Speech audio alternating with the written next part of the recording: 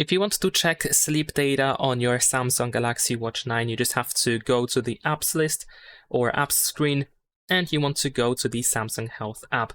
Here in the Samsung Health app, you should be able to find the sleep option. You can tap on it in order to find all the information about the sleep.